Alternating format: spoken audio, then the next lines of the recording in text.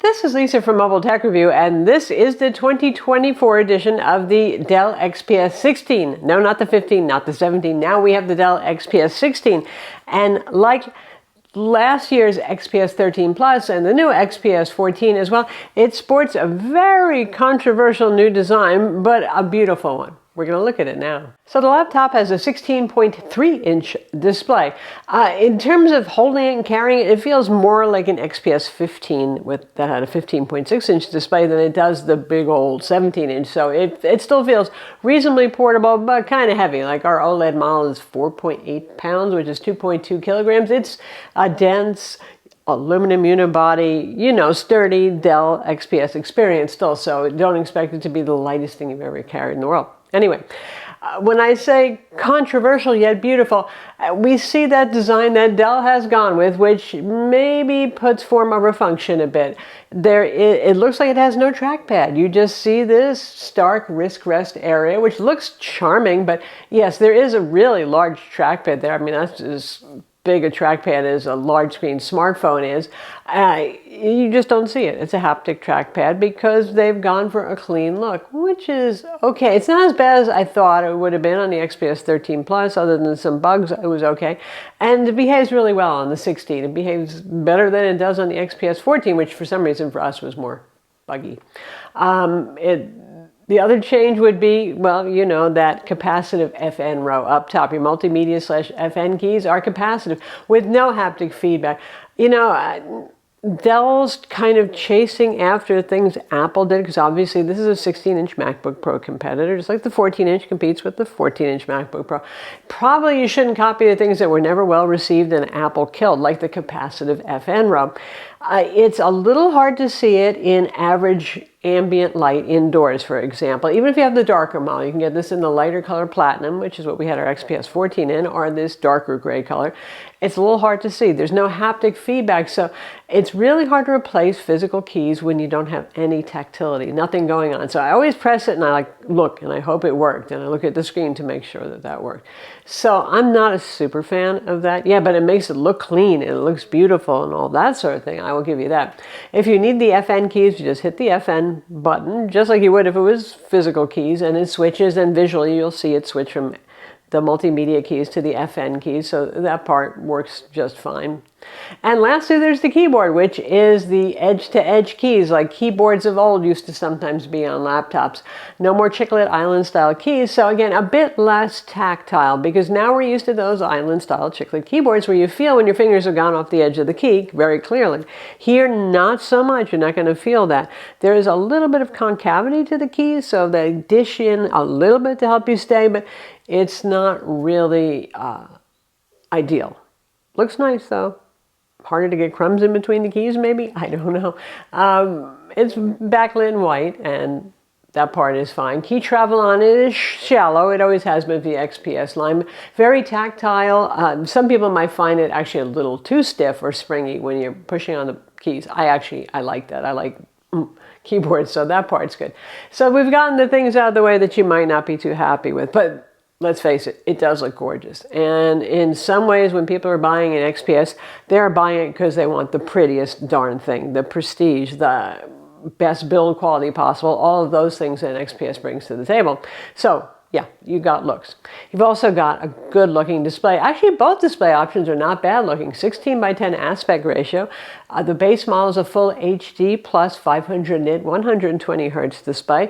And it looks pretty nice. It's matte and it's non-touch. So for those of you who hate glare or don't want to touch the screen, which on a larger laptop, I get it, longer reach, maybe you're not into the touch screen, that's there for you, and you'll get better battery life with that anyway and spend $300 less.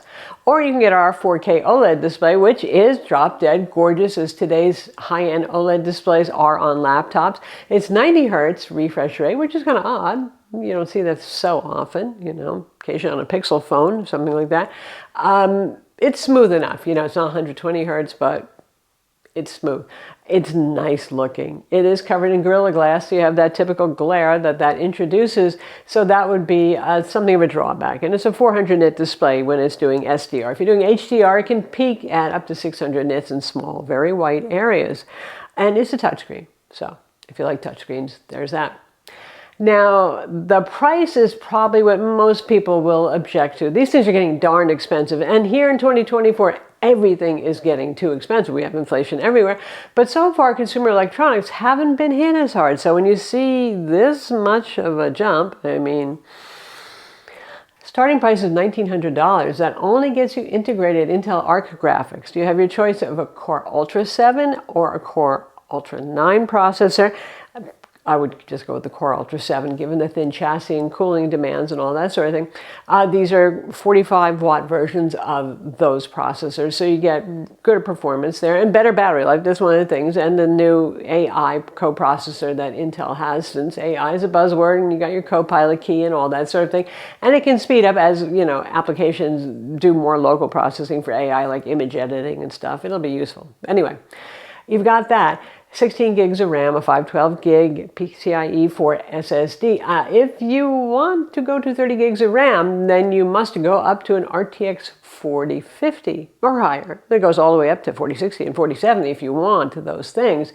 They're doing this kind of bundling. Sometimes Lenovo does this with ThinkPads too, where if you want certain things, you're going to have to pay for some other things. So you just say, gee, I'm looking at the base model. I just want to go up to the RTX 4070, and it says $1,100 more. And you're like, what kind of RTX 4070 is this? Well, because it's also doubling the RAM from 16 to 32 gigs. And this RAM is soldered on. Means that you've got fast, low-power DDR5X RAM on board, and the faster kind, depending on which GPU you're going with. This really gets confusing, doesn't it? Anyway, you're spending a lot of money on this. Now, ours is pretty nicely configured. It's not as high as you can go, but this is the OLED display model with a Core Ultra 7 processor and the RTX 4070, 32 gigs of RAM and 1 terabyte SSD, and that's going to set you back $3,400. I leave it up to you. You're okay, and you can pay that, and you wish to pay that for this, but boy, things are getting a little crazy here, aren't they? So you could go up to 4 terabytes of storage. It's a standard M.2 2280 slot, so you could upgrade it yourself later and probably spend less money because Dell will charge you like $400 more or something like that to do that sort of thing. You can go up to 64 gigs of RAM if you want. You have to get the RTX 4070 to do that, though. If you want 32 gigs of RAM, you have to get RTX graphics. 16, again, is the cap on the Intel Arc model here. So you get it. You're definitely going to be paying probably more than the base model price because everybody wants something upgraded there. Now, the GPUs are some of the lowest wattage RTXs you're going to find, if not the lowest, just like with the XPS 14. If you go with the RTX 4050 or 4060, you're looking at 50 watts. If you go with our 4070, you're looking at 60 watts.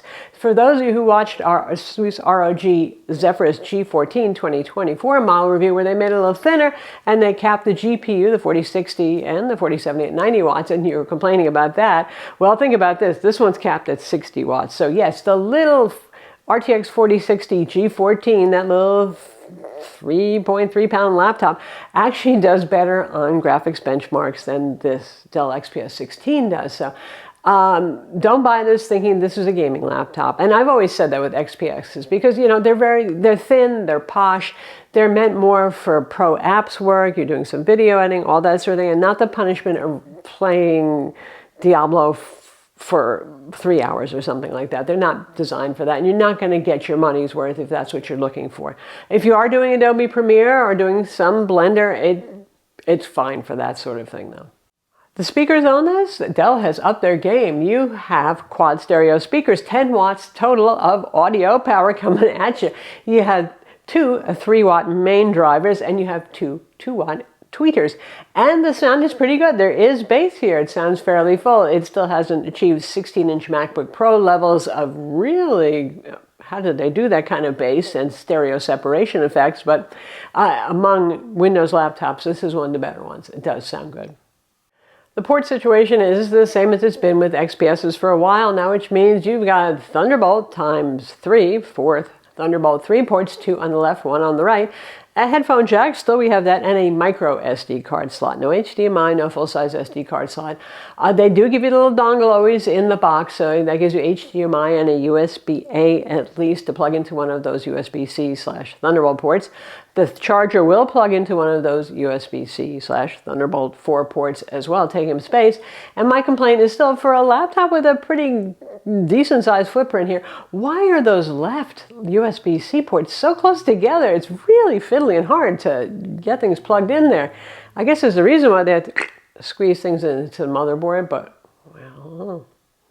Lastly, to end on a high note, we have a 99.5 watt-hour battery. Again, that's the maximum that you can still bring legally on an airplane, and a 130 watt compact USB-C based charger, which supports Express Charge 1.0. Battery life on this is good. Now, usually Dell typically sends us review loaners that are on the higher end of the configurations. If you've got an RTX GPU, even if you're running in an Optimus, an advanced Optimus, and yes, this does support advanced Optimus, and you can even set it to DGPU only mode if you want.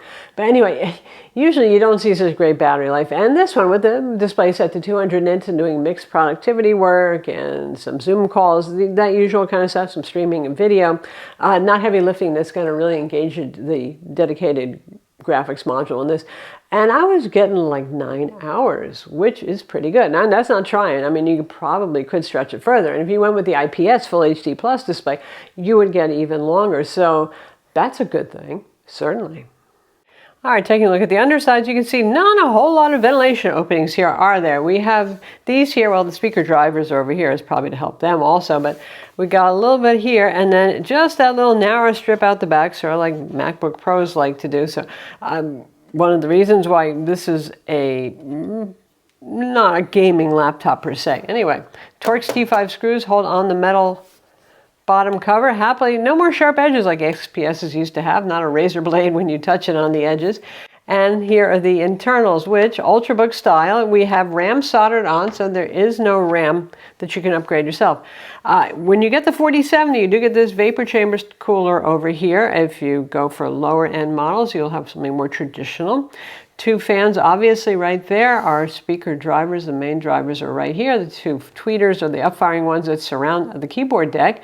Big 99.5 watt-hour battery is right here, and the Wi-Fi card must be on the other side of the motherboard. It is Wi-Fi 7 killer / Intel BE 200 card with Bluetooth 5.4. So M.2 SSD right here. There is just a single SSD slot. It is pretty tall. We got a heatsink on top of here. You should have room for a double-sided drive if you need to without a problem there, it looks like. And that's it for the internals. So that's the Dell XPS 169640 for the year 2024. And again, quite a redesign. I know some of you are going to be in love with it because it looks gorgeous, and some of you are going to say, I need a keyboard that feels a little bit better. I need a trackpad I can see. I want physical FN buttons. So for those of you who do feel that way, Dell is still selling the XPS 15, but it's really the base model. There's no dedicated graphics model on their website that I can see. So, and it's only the IPS, not the OLED display. So not like you have wide choice ranges there still, but it's gorgeous. I'm Lisa from Mobile Tech Review. Be sure to subscribe to our YouTube channel for more cool tech videos, and thumbs up if you like this vid.